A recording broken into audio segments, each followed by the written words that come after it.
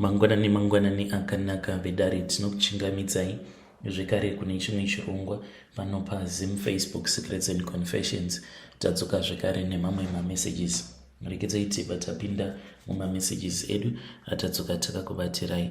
Message yedu yokutanga yakamira sekudai so: hanzi makadi zvenyu mukoma, ndinokumbirawo kuti munge muchindiposterawo nyaya yangu makavika chitupa changu.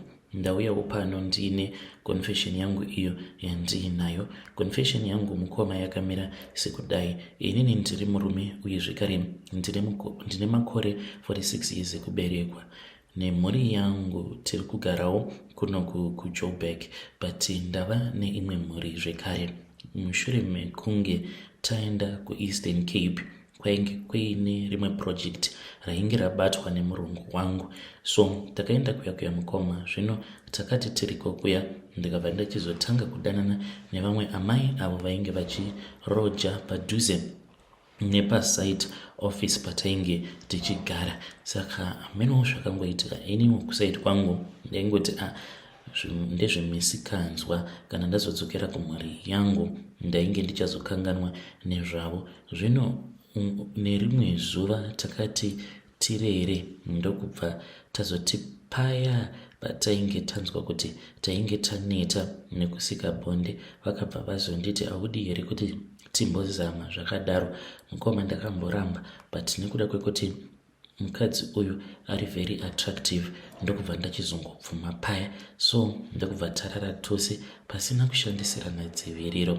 Mind you, this was after tabva mukutestewa mukoma. Saka vakabva vangoti uri kutyei, handiti taenda kukliniki here, ngatingofaraka. Mukoma takafadzana munyama dzedu paya. Mushure mekunge tafadzana, then ivo vakazonditi vainge vachingonzwa somehow vakabva vatanga kuseka zvavo. Ndokubva ndazodzoka kuJoburg. Pandakadzoka kuJoburg mukoma ndakatombokanganwa nezvake mukadzi uyu. Iyowo pose ipapo ainge ari busy achitsvakana neni, because pandakadzoka kuJoburg ndakabva ndazorasa foni yangu. Ndakazoti paya pandainge ndaita sim swap ndipo pandakazokwanisa kuti ndinge ndichitaura naye. Then akabva anditi iwe unozviziva here kuti ndine pamoveri? Ndikati pamoveri? Akati ndava kutoda kutopinda mu3 months. Ndaizama kukutsvaka, ndaitofungidzira kutoti zvimwe kuda vakandiblock. I then explained the situation to her. Ndikabva ndamuudza kuti foni ndainge ndakarasa apa sim swap pose pandainge ndichizama kuti ndinge ndichiita sim swap, asi kuti ndinge ndichiita sim swap zvainge zvichiramba. Saka iye akabva anditi ndainge ndichitoda kutoibvisa nhumbu iyi, but ndakazviudza kuti handikamboibvisi iwewe ndisati ndakuudza. Saka chindiudzaka kuti ndoita sei? Mukoma Nashe ndakabva ndangomupa the go ahead. Ndikabva ndamuti it is fine, kana uchida kubvisa nhumbu it is okay, ndinokutumidzira mari. Munhu ndakamutumidzira mari mukoma akabva anditi ndabvisa nhumbu iyaya. Izvo kwani mukoma, mari iyoyo yandakamutumidzira it was more than 2000 rands. Mari iyoyo ndiyo yaakashandisa ndokubva achinotenga zvake preparation. Akazoti ava kuma6 months nerimwe zuva mukoma ndakangoona ndatumidzirwa mapictures edumbu, zvikanzi ona dumbu redu riri kukura, pari kutoda kutoti munge muchizotouya kunoko kuti munge muchizokwanisa kuvhurira mwana wedu nzira. Mukoma Nashe ndakarohwa neshoko. Ipapo ndainge ndakatogara namadhamu tigere mudining ndichitoona movie. Lucky enough ndainge ndakabata foni ende vainge vatombobva mukukumbira foni yangu. Ndikangoita lazy. Ndakabva ndangoita sekunge ndainge ndareceiva phone call, ndokubva ndabuda panze. Mukoma Nashe ndikabva ndachitanga kutaura nemunhu uyu. Ndikabva ndamuti ko iwewe ingawani ndakakupa mari yekuti unge uchinobvisa pamoveri? Akabva anditi pakaramba kubva. Naizviriko here nhai Vedare nemari yose iyo yandakamutumidzira? Ndikabva ndamuti kana ukaona kuti kuchipatara hazviiti kuti unge uchiendako kuchipatara, it is far much better hako kuti unge uchitsvaka even maNigerian vane zvima-illegal abortion clinic. Munhu ndokubva atongokata foni yake akabva nditi iwe izvozvo ka handitombozvikwanisi zvauri kundiudza kuti ndinge ndichiita, because kubvisa nhumbu ichivi kuna Mwari. Ndikabva ndamuti ko wakadii kundizivisa ipapo pacho pandakakutumidzira mari? Handiti mari iyoyo ndingadai ndakatobhajeta here? Ndokubva tatukana paya. Mushure mekunge tatukana mukoma, munhu akabva anditi ndine kamari kandiinako, inini ndava kuuya kuJoburg ikoko so that tinge tichizotaura nezvayo nyaya iyi kulezi vachinzwawo. Mukoma ndikabva ndatoona kutoti pano painge pava kutoda kutoti ndinge ndichitongonyengerera munhu ndakamunyengerera ari koko kuEastern Cape ikoko. Ndokubva ndaendako ndikabva ndamuudza kuti for now zvainge zvisingaite kuti ini ndike ndichiudza madam kuti ndo zvainge zviripo kuzotonosvika mukoma tichizowirirana kuti iye anenge ari secret wife. Kusvika pari zvino mukoma tatova nevana vedu vaviri, ndiyo confession yangu yandiinayo mukoma. Ipapo ndaingozviudza kuti secret, but now vana ava vari kukura. Pane vamwe sisi vangu vari muno muSouth Africa nevamwe vari kuUK, ndivo vega vanoziva nezvayo nyaya iyi mumhuri, because ndinowirirana navo zvekuti hapana pavangazombofa vakanditengesa. Saka vanotombomubatsirawo vachimutumidzirawo mari. Mukomanashi, kana mukaposta nyaya yangu ndizivisewo, ndichange ndichizotevererawo ndiri mucomment section. Ndinoda kuziva kubva kumhuri yeZimbabwe kuti nesituation iyi yandakatarisana nayo as a man, what am I supposed to do? Please ndibetsereiwo mhuri yeZimbabwe. Ndichange ndichizotevererawo ndiri mucomment section. To those that want to judge me, you can judge me, but you need to know kuti vana ava vatovapo already. Vedare ndo message iyo yandakatumidzirwa ichibva kuna mukoma vedu. Ngatizamei kuti tinge tichitaura navo mukoma vedu ava mucomment section. Hanzi ndoita sei? Ndongobuda here pachena. What am I supposed to do? Ngatizamei kuti tinge tichitaura navo mucomment section. Rekedzai tibva taenda panyedu inotevera. Nyedu inotevera yakamira sekudai so. Hanzi makadi zvenyu mukoma, ndinokumbirawo kuti munge muchindiposterawo nyaya yanguwo makavika chitupa changu. Inini mukoma ndini ndakaitwa Sara Pavana, even though ndiine 37 years, but nekuda kwekuti ndakaroorwa nemurume ane mari, saka madzibaba edu vose vakapera kufa. Okay, to be honest with you, avo bamunini vakazopedzisira kufa. Ndini hangu ndakazvikonzeresa kuti bamunini vange vachizofa. Ko ndaigozivei mukoma kuti murume uyo ainge andiroora iye aiva munhu ainge agara aine urombwa hwake? So ndakati ndaroorwa naye paya, pane mamwe marituals awo andaingoona achiita. First of all, ndaiwanzo kuti pose pandinomuka munhu ndaimushaya mumba, kutoti munhu ndaimushaya. Ndaizoti paya kana ndatenderera imba yose, pandinenge ndazodzokera mubedroom ndobva ndaona kuti aikaka ko baba vaya vanenge varimo mubedroom.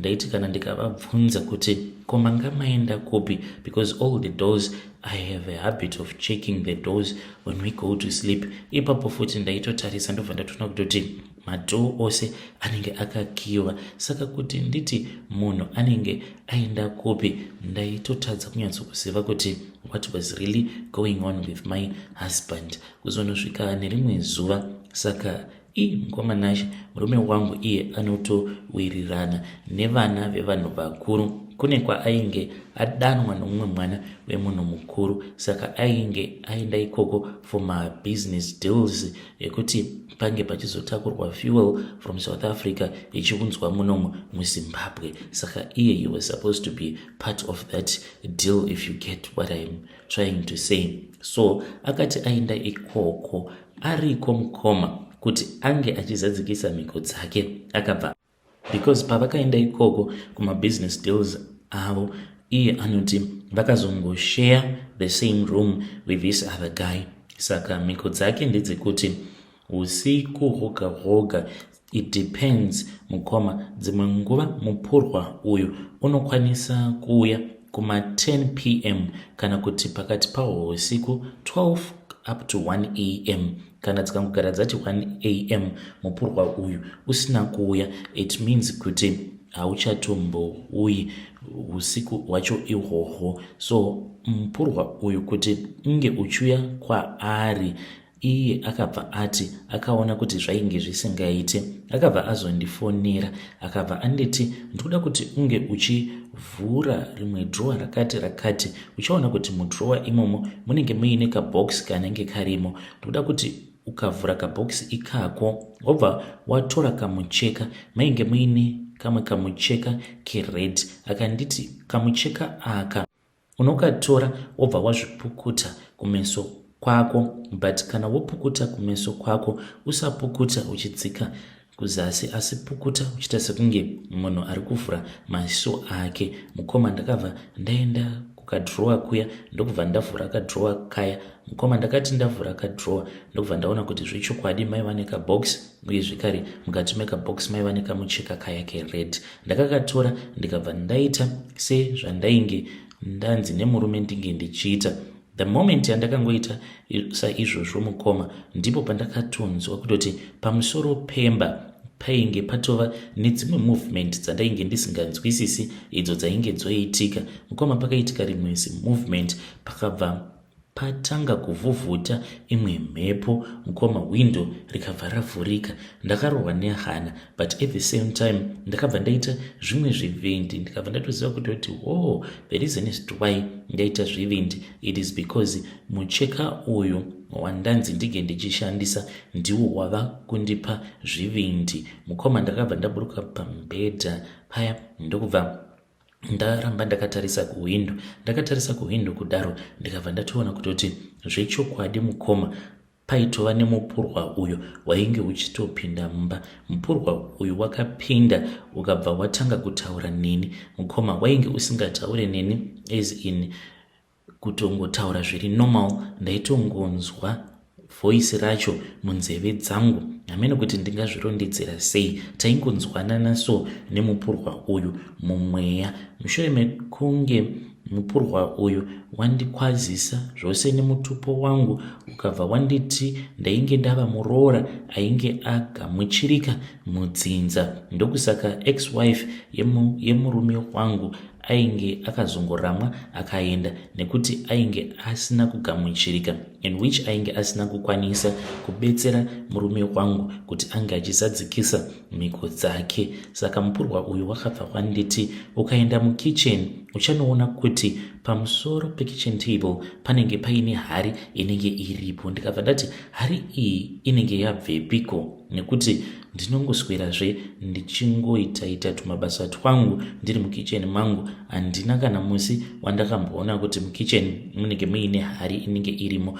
Mupurwa uya ukabva wati ndokusaka washandisa mucheka wawashandisa kuti unge uchikwanisa kuzovhura maziso ako emweya, chienda. Mukoma ndakabva ndafamba ndokubva ndazosiya mupurwa uya urimo mubedroom. Ndichinosvika mukitchen ndakabva ndatoona kutoti mainge muine hari yainge irimo. Ndikabva ndanzwa mupurwa uya wava kundiudza kuti ndige ndichitora fresh milk. Ndakatora fresh milk mukoma, ndikabva ndatora neimwe inonzi corn flour yainge iripo pasaidi pehari iya. Ndikabva ndanzi ndinge ndichitanga ndaisa mukaka. After that ndobva ndazomwaya corn flour, a handful of that flour, ndobva ndazozanganisa, ndobva ndazouya nayo hari iya. Ndakabva ndazoita saizvozvo mukoma, ndokubva ndatakura hari iya ndichienda nayo kubedroom. Ndichingonosvika kuya mupurwa uya wainge wotonditeverera uchirakidza kuti wainge uchinzwa nzara chaizvo. Ndakabva ndazongoupa mupurwa uya ukabva watanga kunwa mukoma zviya zvainge zvirimo muhari kusvika wapedza. Wakati uchingonopedza mukoma ukabva warutsa bhanduru remari. Ndichinoverenga bhanduru riya ndikabva ndaona kuti ainge ari US dollars ainge achitosvika kuma 36,000 US dollars ndokubva wachizotanga kuchinja. Wakachinja mukoma ukabva waita umwe murume. Saka handina kutoziva kutoti ipapo chainge chatova chipoko chavatezvara vangu, then ndokubva chatongonyangarika. Murume wangu mangwana acho paakazouya achibva kumameetings ake, ndakabva ndamuudza zvose zvainge zvakaitika. Akauya ndokubva andihaga, ndikati ko what is going on? Akabva anditi I love you my wife, forever I'm going to love you and I will never find another, for you and I we have become the perfect match. Mukoma ndokubva azondiudza kuti iyewo ainge akachekeresa baba vake vakabva vazoshandurwa vakabva vazoitwa mupurwa. Ndikati saka baba vako ndobva ndaona vachishanduka vachichinja kuita mupurwa. Akabva ati hongu ndiya, zvawaona ndizvozvo. So ndakabva ndati so mari dzose idzi dzauinadzo uri kuzama kundiudza here kuti mari idzodzi ndedzekurombwa? Akabva anditi hongu, unokwanisa here kuti unge uchizondibatsira naidhiya? Ndikabva ndati it is fine, kana zvirizvo zvinokupa mari it is fine. So mukoma Nashe, hama dzangu hadzitozvizivewo kuti murume wangu iye akaromba. Saka chinoitika ndechekuti kana ukanzi ukatanga kubata mishonga unozova nemwoyo wakaomarara. Iniwo ndakazoitira hama dzangu mhiko. The reason as to why ndakadziitira mhiko, it is because mupurwa uyu wakati iwo hama dzangu idzo dzinonyanya kuda kuziva stereki ende vanhu vaya vekuti havazizi kufamba kana vaine mari. Saka mukuzonofamba umo vaikwanisa kuzobata murume wangu kuti akaromba. Ndikabva ndanzi neniwo ndinokwanisa kuita mhiko dzangu. Saka ndo mhiko idzodzo dzandakazoitirawo hama dzangu. Hama dzangu ndakadziitira mhiko dzekuti havafanire kuti vange vachizobata mari. Kana ndichiti havafaniri kubata mari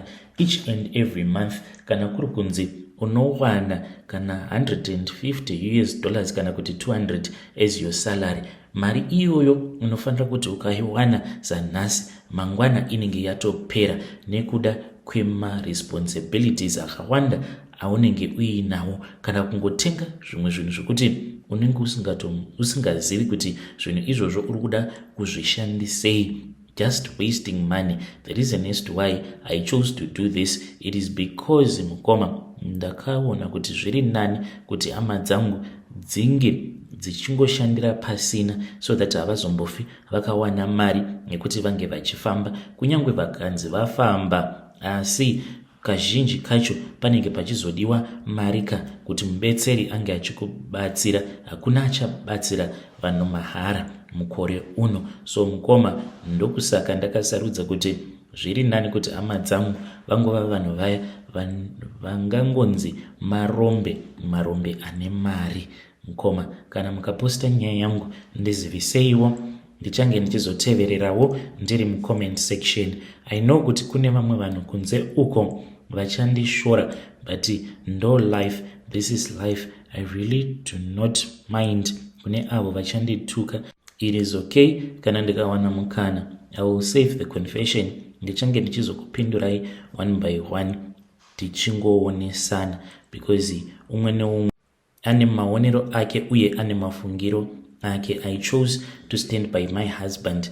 That is the meaning of my vows atinoita on our wedding. So I chose to stand by my husband. Let's get it on in the comment section. Tinongopindurana futi, hapana kana pressure. Vedare ndo message iyo yandakatumidzirwa ichibva kuna vahanzvadzi vedu. Zvakangoma hazvo vedu we, ngatizamei kuti tinge tichitaura navo vahanzvadzi vedu ava mucomment section.